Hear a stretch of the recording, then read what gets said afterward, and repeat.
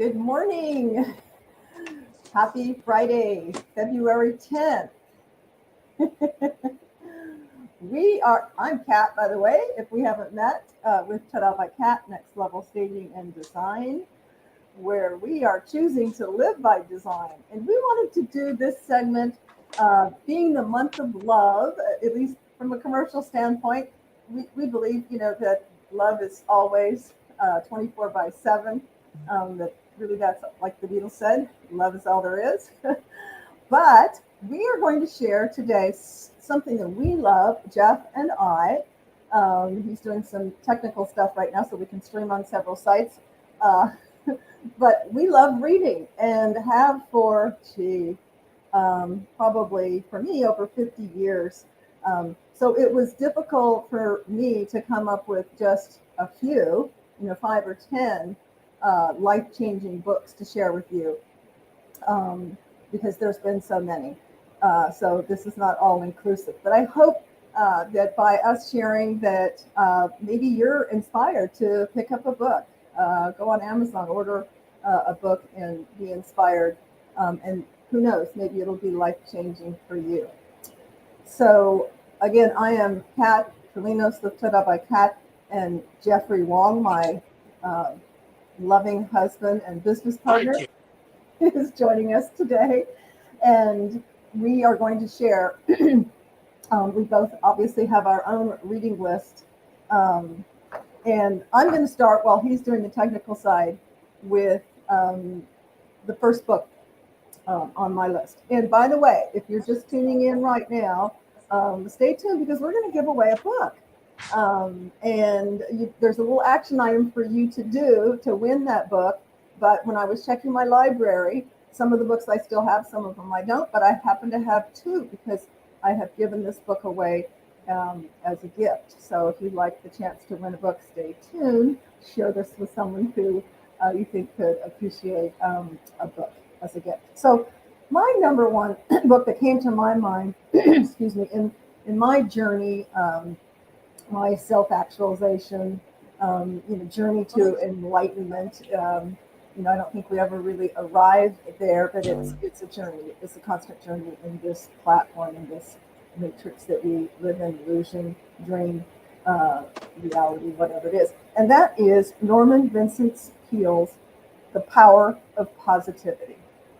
The power of positive thinking. I'm sorry, I stand corrected. It's the power of positive thinking. And that was really integral for me. I think I was probably, excuse me, in my 20s when I picked up the book. It's not a very thick book, very poignant. And you'll find, at least in my books, and I'm sure probably in Jeff's as well, that there's a thread and a commonality in many books to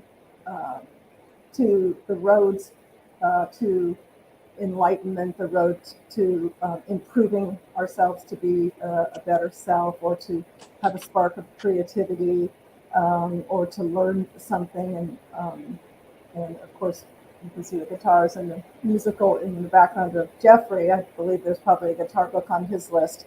But The Power of Positive Thinking was integral for me because it was, excuse me, one of many that I picked up that really opened that door to that we can change our thoughts and change our life through the power of positive thinking and changing our thought.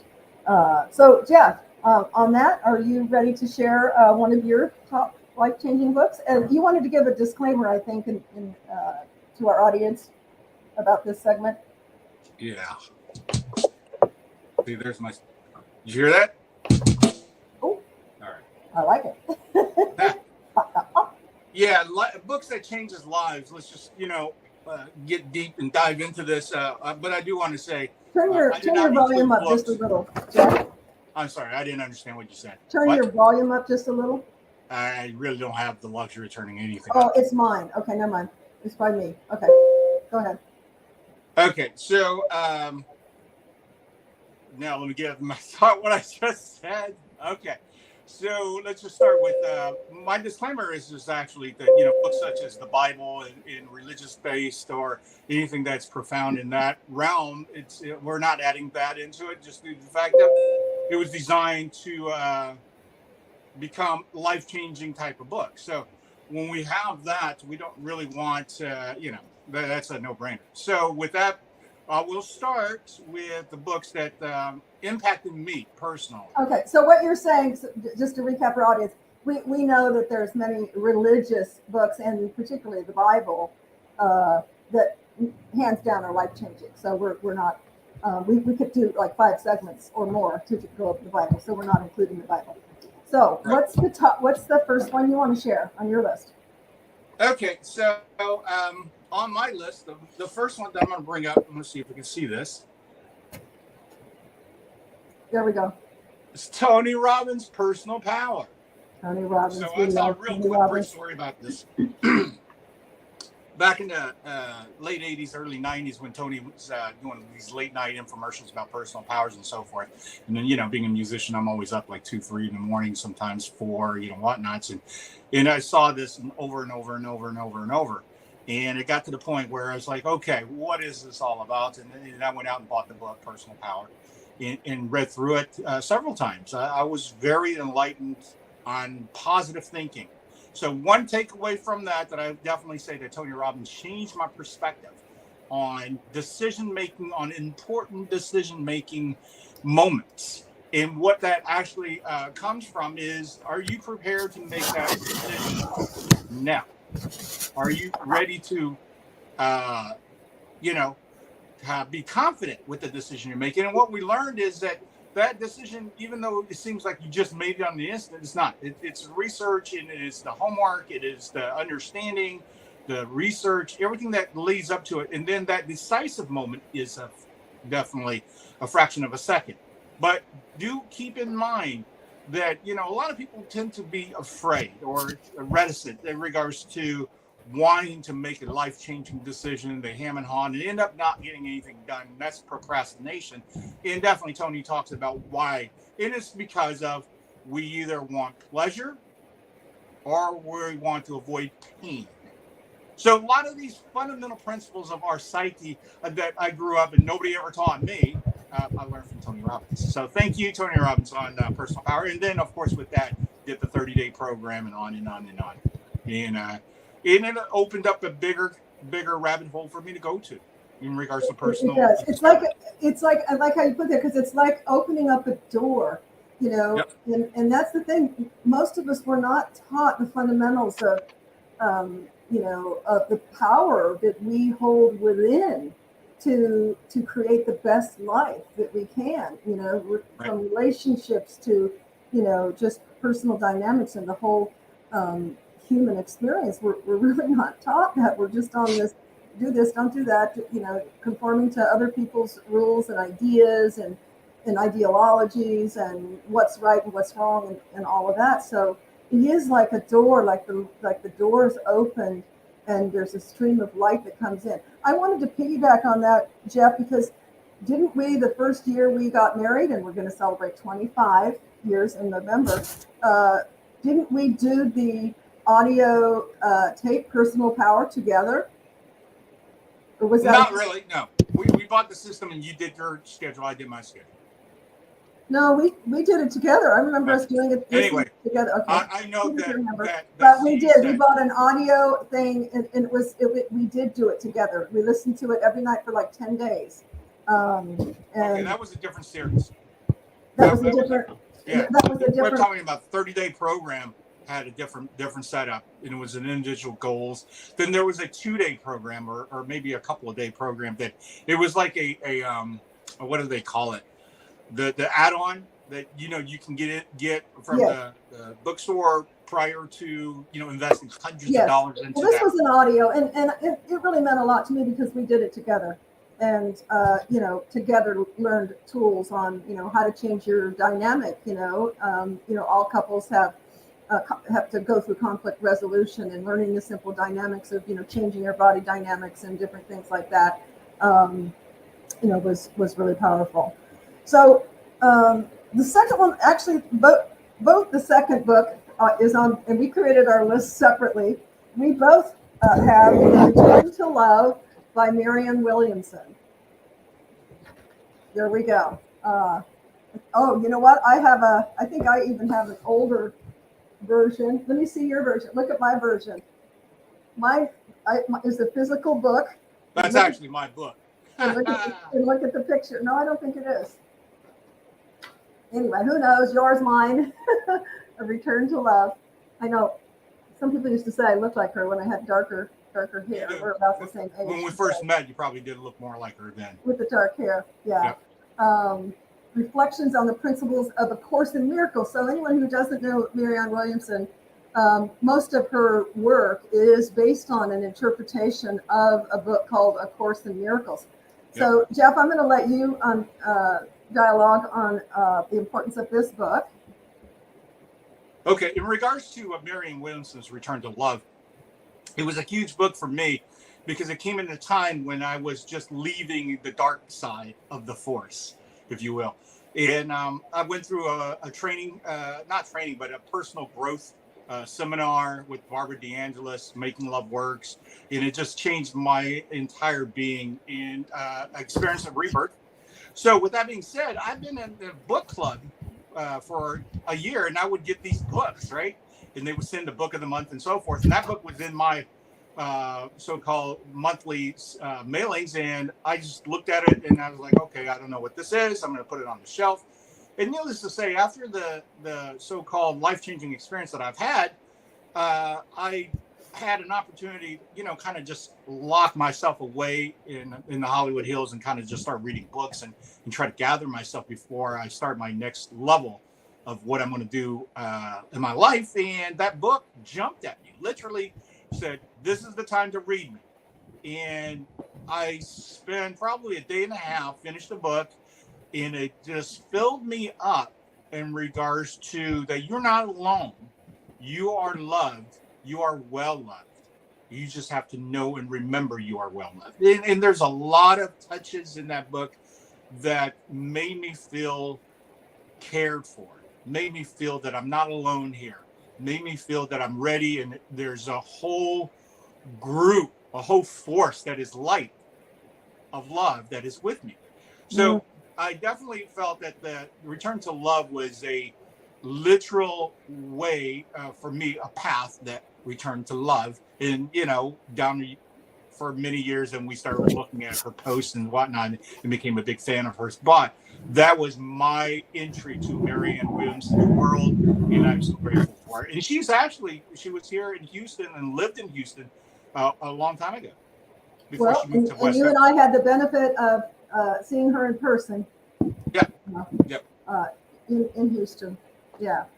Just a wonderful, insightful, thought thinker, and of course she's authored many books and spreads her word all over the world, really. We were fortunate enough to see her here.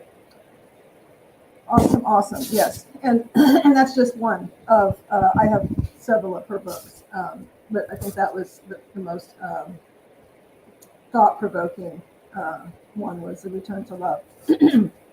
So I'm going to touch on my number 3, and then you can go with the next one after yours. This one is really short.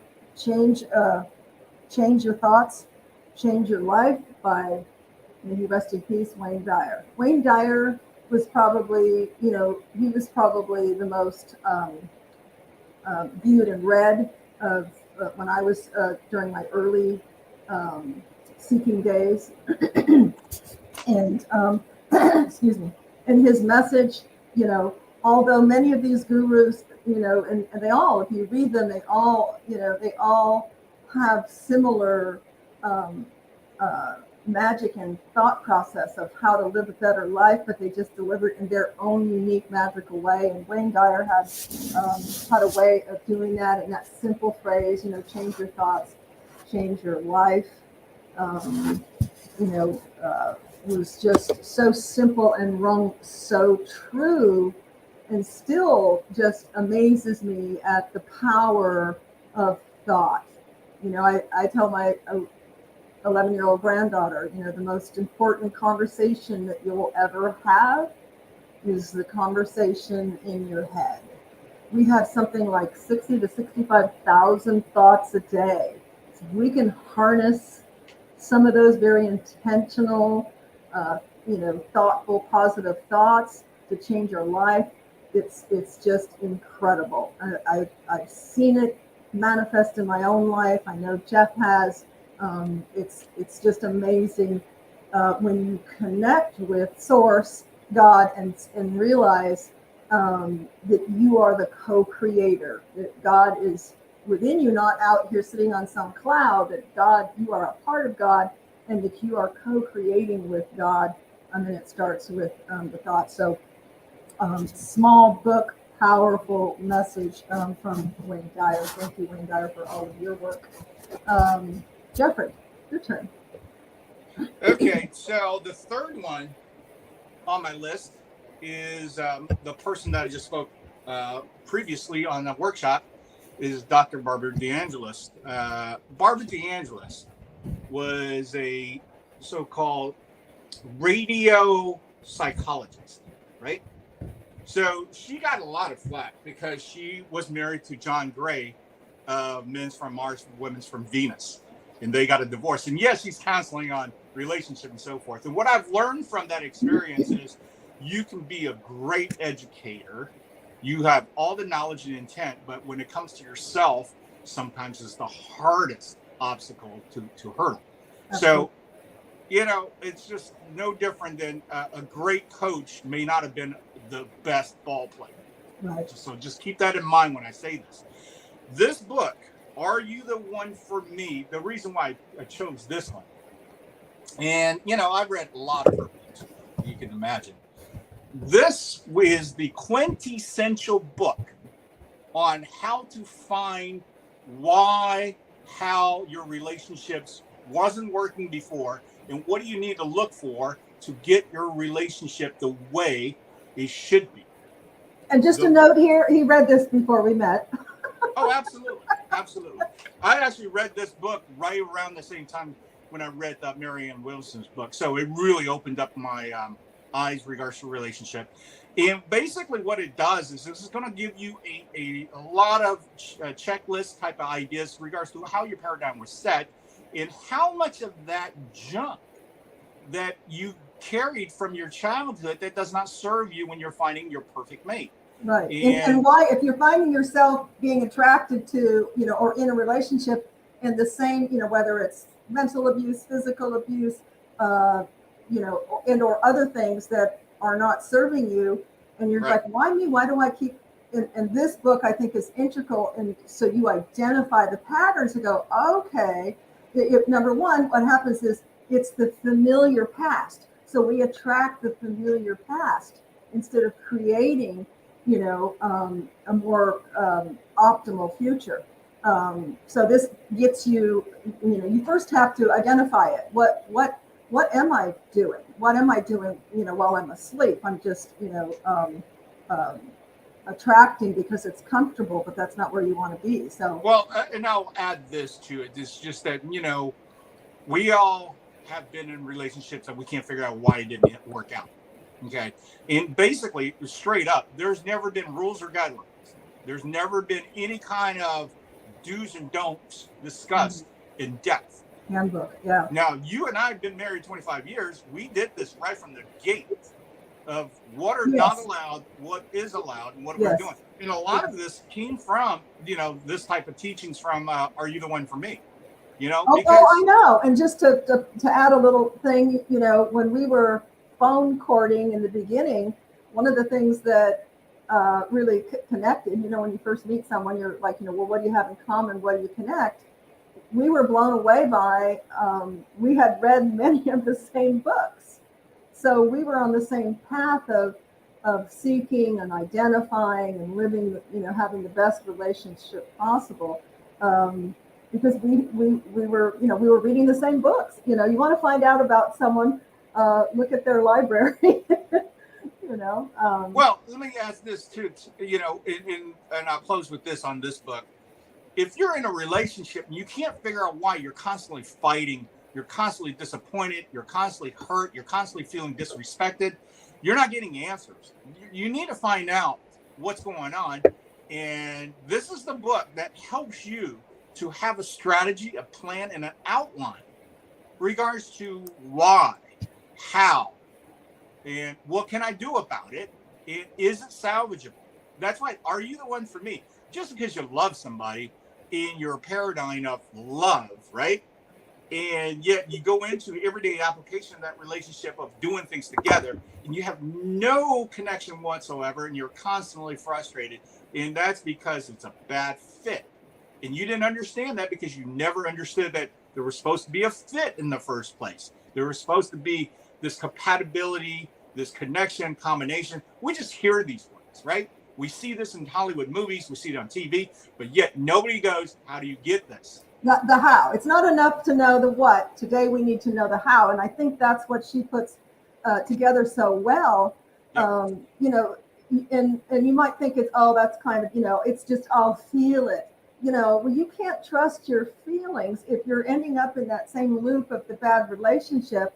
I know one of the things that really stood out for me, and I don't know if this was a result of her book or if I had done it before and read something else, but it was the fundamental of putting down what are the things that I absolutely, they are non-negotiable, have to have with my significant other.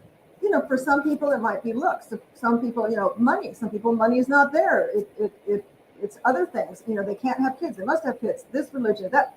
But there needs to be a clear delineation of these are the non-negotiables that I need, because no one's perfect. No relationship. You know, you work on it and you make it a meld of two imperfect human beings for the most perfect relationship. But there's got to be that non-negotiable. And for me, I think once you see that, then you are going to filter out those possible negative relationships if those fundamental items are not on that list with that person. And then there's the, you know, would be nice. So the other side is, well, it would be nice if they were rich. Well, it would be nice if, you know, yada, yada. But the non-negotiable, critical. Yeah, critical. Yep. Okay. I don't want to keep on taking more time yes. on that. Yes. But, you know, I definitely recommend every book that we're recommending, that we're talking about here in this podcast, in this Cat's Home Chat, we both recommend for you to go check out. Even if you go download a sample chapter, Kindle is probably one of the most affordable way to download books. And just here's a little tip for all of you folks who don't like to read or don't have the time, as you say. Get it on Kindle, put it on Alexa, and then have Alexa read it to you. Just put on your headphones. I love that. You got to show me how to do that because I need to do that. Yeah. I'm one of those old-fashioned, you know, I like to read, I like to highlight, I like to underline, and I like to reread. But yeah, I definitely want to look into that.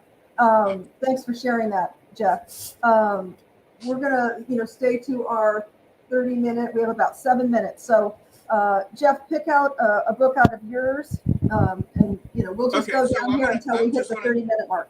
I'm going to give you my book, and then I'm just going to read through my list and then just kind of give you a brief 1 minute or less than 1 minute. But one of the key books that I definitely say that has impacted me is this one, The Tao of Gikundo. Okay. And this is Bruce Lee's finest moment, in my opinion.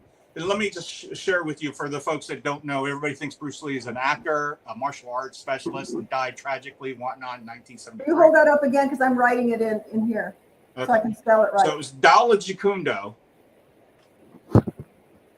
Okay. Okay. Tao is meaning, it's meaning of the way, like the Tao, the system, the way, right? Yeah. The Tao of Gikundo. Gikundo is actually, as described in translation, is the way of intercepting fists, Jitren Dao. And it's a defensive move. It's an action that to couple with the reaction of something. Okay. But here's something that most people don't know. Bruce Lee was born in San Francisco, came back to America when he was 18 years old, went to University of Washington, and was majoring in philosophy while he was teaching Kung Fu. And when he got injured, he was laid up for almost 6 months in a hospital bed in traction and whatnot. And this is where him and his wife, Linda, compiled his knowledge into pages. And then it was literally after Bruce's passing that they compiled this into a book. While I got this book, first time I got this book, I was a teen. And I thought it was just a martial arts book. As I got older and started reading this more and more, and I've owned probably 6-7 different copies of this book in my lifetime, it started to really open up the philosophical point of what we are, who we are as human beings, as an artist, expressing individuality. Hence the be like water, my friend.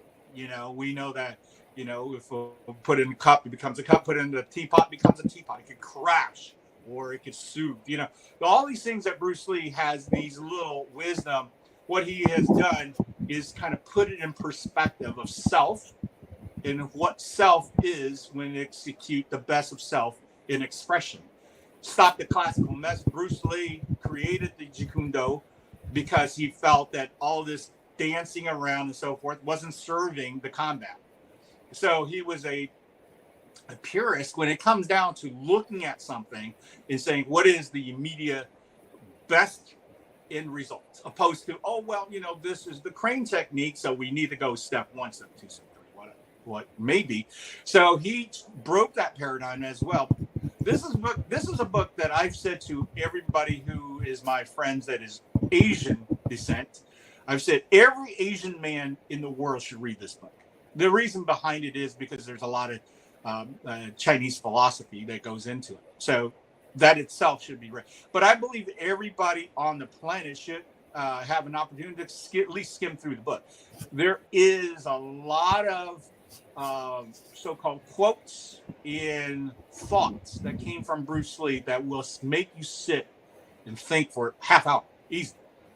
I created actually a couple of videos using Bruce Lee's Tao of Jeet Kune Do philosophy on improvisation in music, because it's about, again, the integrity of self-expression in the moment, being the artist.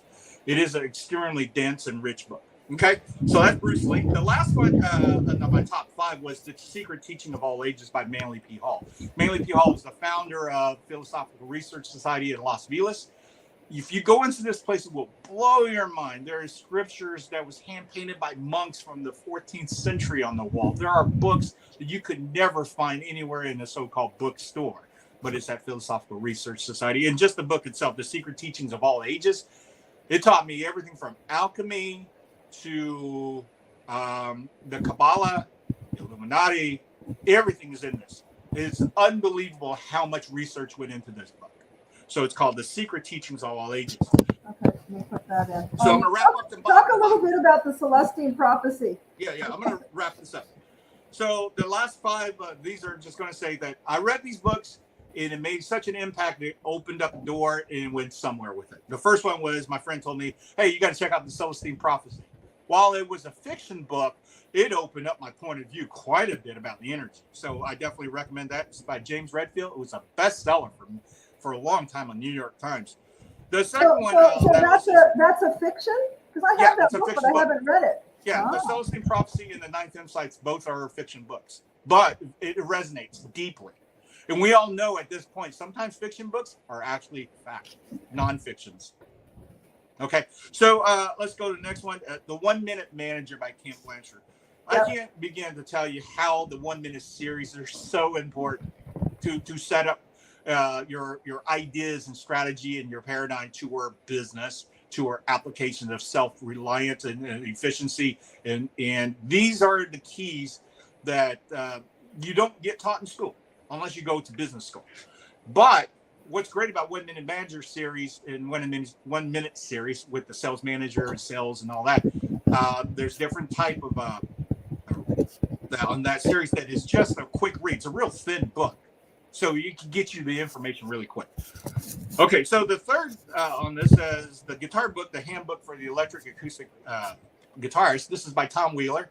This is a book that I bought when I was in high school. Read it cover to cover, cover to cover, cover to cover.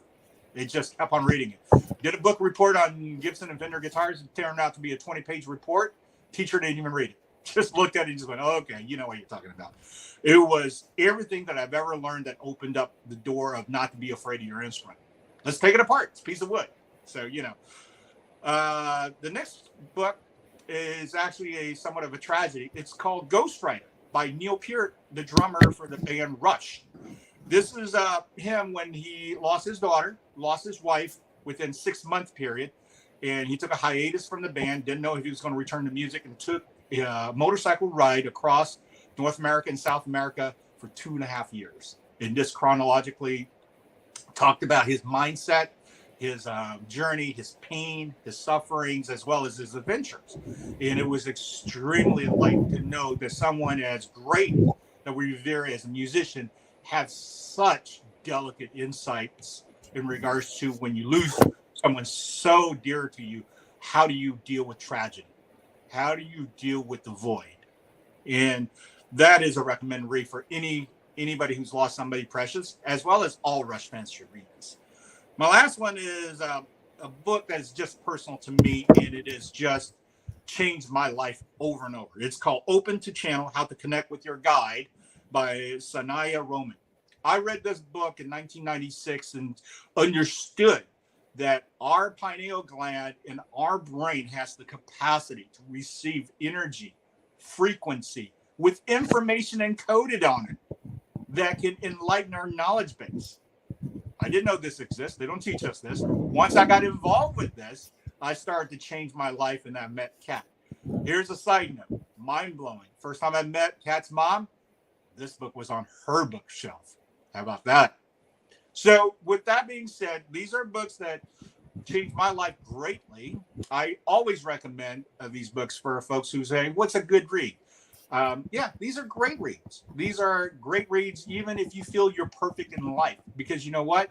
There's no such thing as perfect. They're just great, enriched, and you could always use another tool in the bag to go, I want my life to be a little bit more this. And these books offer that.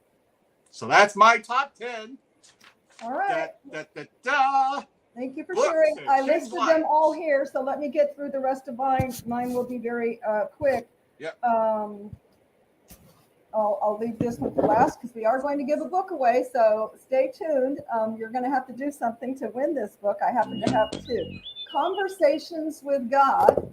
You want to write these down as I'm saying them? I did those for you. Conversations with God. Can you not write that in there? No. Oh, no. Hang on. Okay. You got, okay. I'm doing something. Conversations with God. I read this 30 years ago.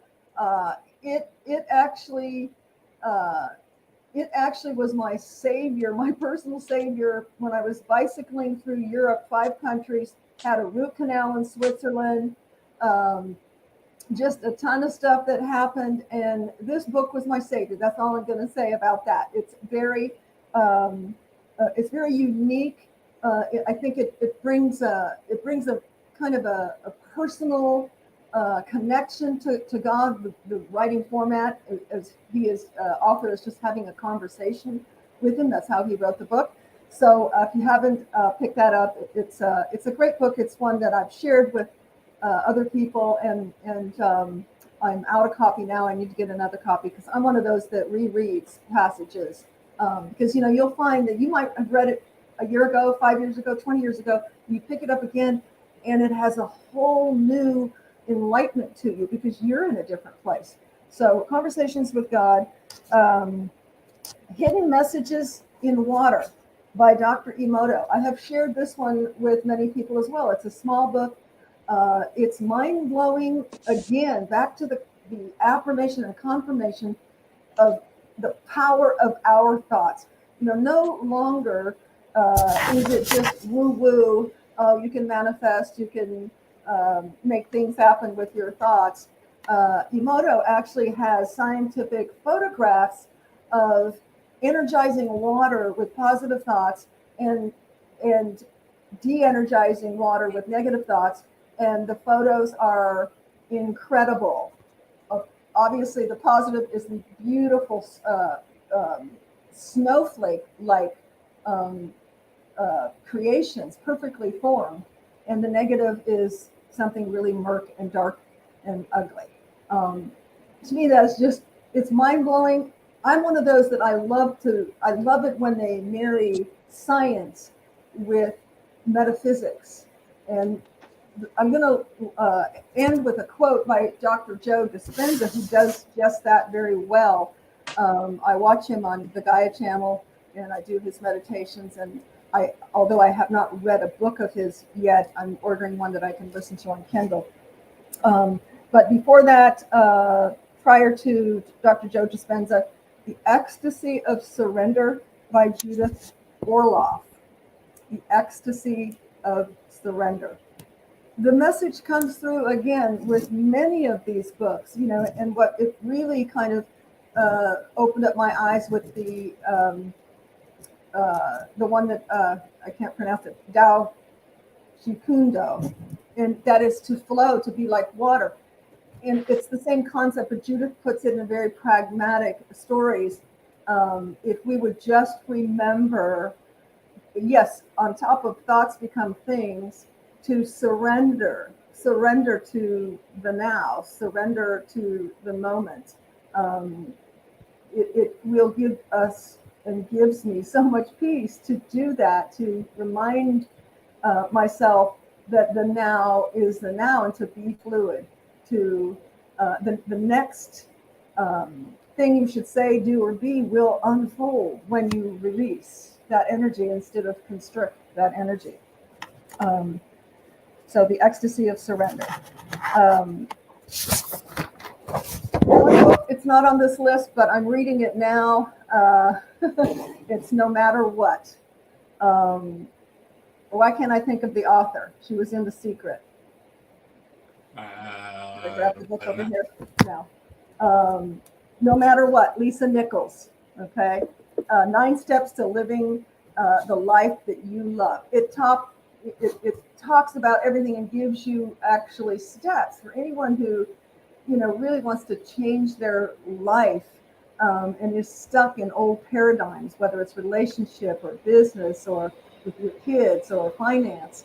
She touches on it all, very pragmatic. And this gal came from nothing in LA, very impoverished. She did have the benefit of having very loving parents, but she went through a lot of trauma. So she comes from having lived it, and talks about how you can build up your no matter what muscles, build up your truth muscles, build up your do it now muscles.